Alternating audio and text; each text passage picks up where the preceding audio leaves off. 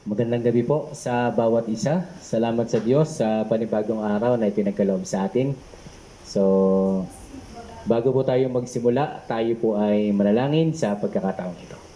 Panginoon naming Diyos, nagpapasalamat po kami sa iyong pagkakataon na ipinagkaloob sa amin. Pagpalaibang oras na ito, patuloy, maranasan po namin, Panginoon, ang iyong pagsama sa lahat ng aming gagawin, sa lahat ng aming mapag-uusapan. Panginoon, ikaw lang po ang mataas, ikaw lang po ang maihayag namin. Salamat po, Diyos, samahan mo kami sa lahat.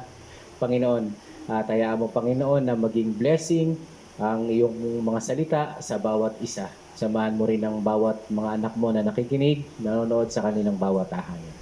Ikaw lamang, Panginoon, ang aming itataas at pupurihin.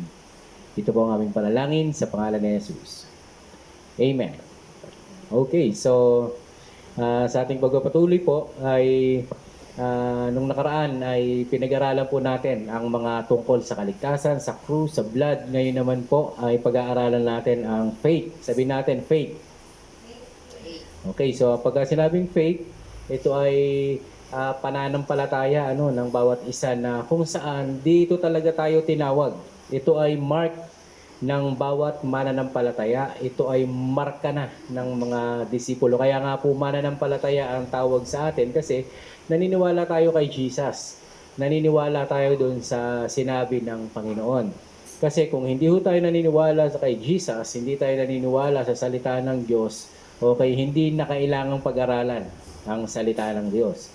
Since naniniwala tayo na ito ay salita ng ating Panginoon, so pag-aaralan po natin yung pananampalataya at layunin po natin na mapatibay at mapataas ang ating pananampalataya. Ano po? So, ang pananampalataya ay isang weapon para labanan ang gawa ng kaaway at ang lahat ng sinasabi niya sa ito ay panangga sa lahat ng akusasyon ni Satanas sa bawat isa sa atin. Okay? So, bago tayo lumalim, ay pag-aaralan muna natin kung ano yung mga bagay na binabanggit pagka sinabing pananampalataya. So, sa Mark chapter 9, verse 23, mababasa po natin dyan na everything is possible for him who believe. Lahat ay posible doon sa mga taong naniniwala o sumasampalataya. So pagka sinabing pananampalataya, walang imposible. Sabihin natin, walang imposible. Ang tanong dito, naniniwala ka ba? Ayan ang tanong. So dapat ay maging sigurado tayo doon sa kaloob-looban natin, wala kahit katiting na duda. Pagkadating sa pananampalataya, lahat posible. Pwede po ba nating sabihin, lahat posible?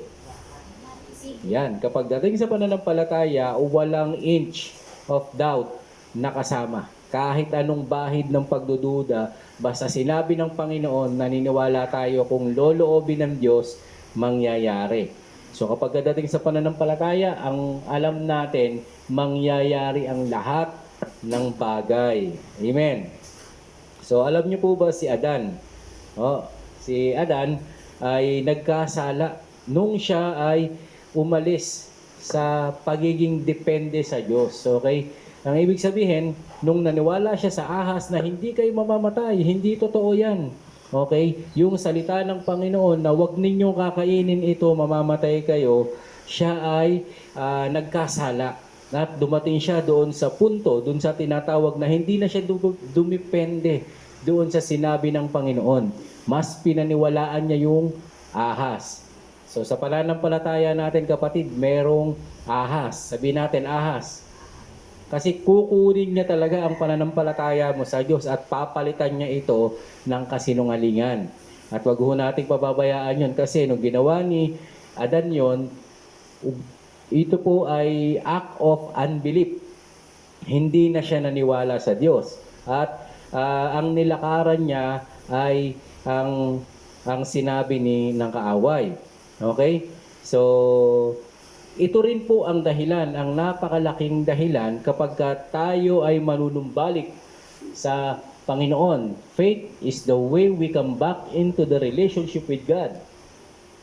Pagka magbabalik loob tayo sa Diyos, naiintindihan po ba natin? Ang sabi, Gayon na lamang ang pag-ibig ng Diyos sa sanlibutan, kaya ibinigay niya ang kanyang bugtong na anak upang ang sino man sa kanya ay sumampalataya. Ang sabi diyan, hindi na mapapahama kundi magkakaroon ng buhay na walang hanggan. Dito po ay pinalaki ng Diyos. Ito po ang unang step na ating gagawin para manumbalik tayo sa relasyon natin sa Panginoon. Dapat naniniwala ka, nananampalataya ka sa Diyos. Dahil kung hindi, without faith, sabi ng Bible, you cannot please God. Amen. So, when we enter into relationship with God, we need faith. Sabi natin faith. Okay, so yung pananampalataya nating sinasabi, pinag-uusapan ngayon ay napakalaking issue pagdating po doon sa tinatawag na relationship natin sa Panginoon. Kasi dito po umiikot ang lahat ng sinasabi ng Diyos. Baliwala ang pangako ng Diyos, baliwala ang lahat ng mababasa mo kung wala kang faith, kung hindi ka naniniwala. Kaya nga sabi ko nga sa inyo, ito ay marka ng bawat mananampalataya. Kasi naniniwala tayo sa Diyos. Amen. Okay, so ito po yung malaking larawan na bago ka pumasok sa relasyon natin sa Panginoon ay kailangan mo ng pananampalataya. Kaya nga sinasabi natin lagi, nananampalataya ka ba kay Jesus? So lagi ho nating mababasa yan kasi ito ay napakalaking issue kahit nung panahon ni Jesus Christ. Okay? Ang gusto ng Panginoon ay paniwalaan siya. Pero hindi pumapasok sa isip ng mga Hudyo, hindi pumapasok sa isip ng mga magtuturo ng kautusan kasi hindi nila maintindihan bakit sila maniniwala kay Jesus na anak ni Jose, na karpentero, walang pinag-aralan, at saan siya kumuha ng karunungan. So napakaraming question. Kapag nagsimula kang mag-question sa sarili mo, dadating ka sa punto na hindi ka na naniniwala sa Diyos kasi pinagdududahan natin. At iyan po ay kasalanan. Okay? So faith means total dependence on God. So basahin po natin yung Mateo chapter 17 verse 20. Ayan po yung sinasabi na buto ng mustasa. Sabi rito, sumagot siya dahil sa maliit ang inyong pananampalataya. Tandaan ninyo, kung kayo'y may pananampalataya sa Diyos na sinlaki ng buto ng mustasa, maaari ninyong sabihin sa bundok na ito, lumipat ka roon at ito ay lilipat nga. Tunay na walang bagay na hindi ninyo magagawa. Sabihin natin, walang bagay na hindi magagawa. Okay. So, isipin po natin utusan mo yung bundok, lumipat sa dagat. Kaya ba? Kung ang sagot mo ay oo. Okay, praise the Lord. Kasi, hindi mo naman literal na uutusan ang bundok na lumipat sa dagat. Okay? Hindi ho natin susubukan ang Diyos sa ganon. Pero naniniwala ako na kung loloobin ng Diyos yon, pwede hong mangyari yon. Pero ang ipinapakita rito, ganun ba kahirap mangyari ang problema mo? Kung gaano kahirap palipatin ang bundok sa dagat, ganun din ba kahirap yung sitwasyon mo? Sabi ng Biblia, kung maniniwala tayo, lahat ay mangyayari. Amen. So, wag mo nang subukan si Lord na palipatin yung bundok sa dagat. Ang kailangan mo lang gawin, maniwala ka na kayang gumawa ng Diyos sa buhay mo. Doon, sa problema mo ngayon. Amen. So, manampalataya lang po tayo kasi ang mananampalataya ay required. Sabi natin, required sa atin. Kasi pag hindi ho tayo nananampalataya sa Diyos, nagkakasala na po tayo. Okay? So kapag dating sa usapin ng pananampalataya, ito ay total dependence on God. Nakadepende ka talaga sa Diyos. So, pag sinabing total dependence sa ating Panginoon, it advance you beyond your 5 senses. Ano yung 5 senses natin? Yung seeing, yung nakikita natin, naririnig, nalalasahan, naaamoy, saka nahihipo. Okay? Kapag ka dyan ka nakabatay, hindi ho fake yon. Pero pag lampas na sa pangunawa mo, yung bang mapapalipat ba yung bundok sa dagat? Pag ang sagot mo ay yes, dahil Diyos ang gagawa, pasado ka ho doon sa tinatawag na pananampalataya kasi ito ay total dependence on God.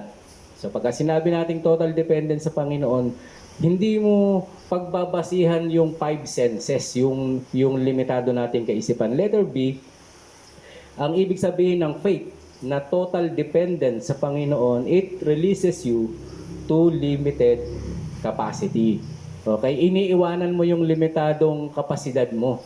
Okay? At pinapalitan mo ito ng pananampalataya sa Diyos. Okay? Hindi mo ipapangahas yung maliit na nalalaman mo kasi makapangyarihan ng Diyos. Sabihin natin, makapangyarihan ng Diyos.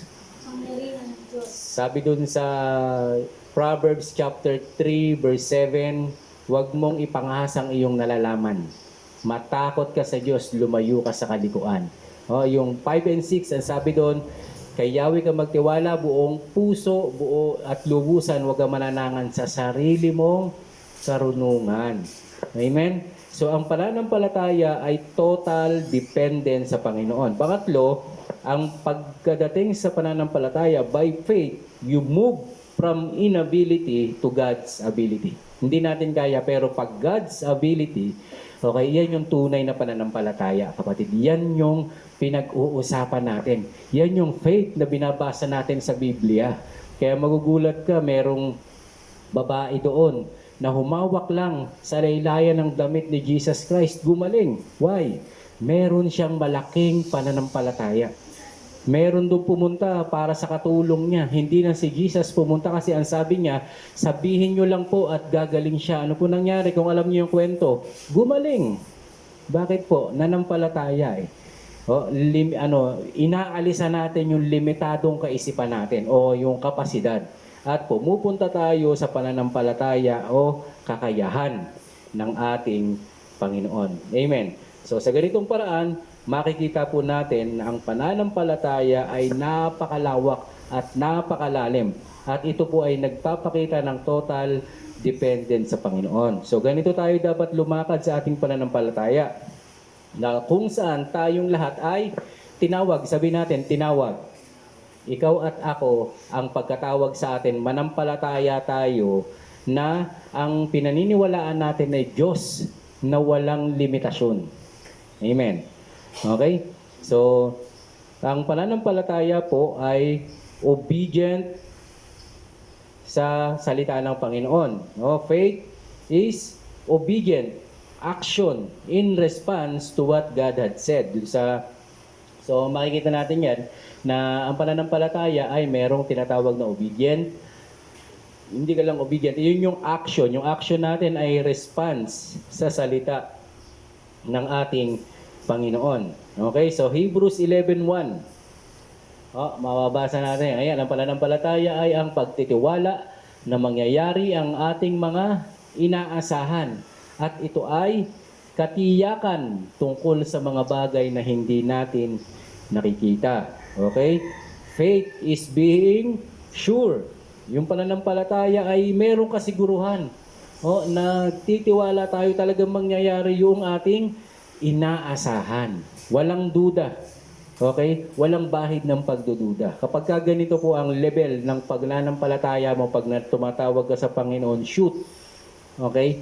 Ito ay pananampalataya na hinihingi ng Diyos. Amen? So, ang panalangin ko po ngayong gabi, kung tayo ay mananalangin, kung tayo ay magtitiwala sa Biblia, ganito ang pananampalataya na dapat meron tayo. Walang lugar kahit maliit na pagdududa. Kasi naniniwala tayo na lahat ng bagay na titiyak natin, kahit hindi pa natin nakikita, basta sinabi ng Panginoon, alam natin mangyayari kung loloobin ng Diyos. Amen? Amen. So, iimbitahan kita sa isang panalangin, kapatid, na nagsasabi, Lord, ako po ay nagtitiwala sa iyo. Amen? So, manalangin tayo sa pagkakataong ito. At ililid kita sa isang prayer ng pagtanggap at maya-maya ay mananalangin din po tayo sa kabuuan. Okay po? So, sunod kayo sa isang panalangin. Panginoon, aking Diyos, kinikilala ko po na ako'y makasalanan. Patawarin mo po ako kung hindi ako nagtiwala sa iyong mga salita. patawarin mo po ako sa lahat ng aking mga nagawa, naisip at nasabi. Simula po sa araw na ito, nagtitiwala na ako sa Panginoong Hesukristo at tinatanggap ko po si Jesus sa aking puso, sa aking buhay bilang Panginoon at tagapagligtas.